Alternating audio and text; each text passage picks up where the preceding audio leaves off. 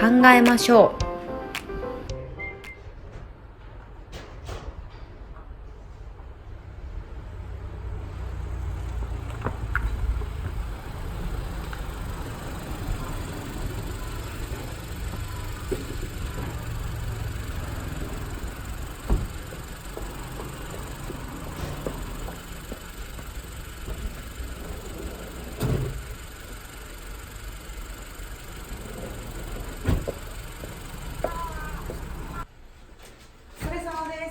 はじめまして、花島花子です。はじめまして、杉沢です。お仕事はどうかしら？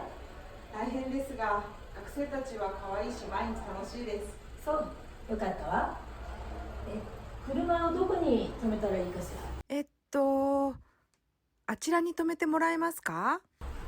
そこね、了解。あちらに止めてちょうだい。わかりました。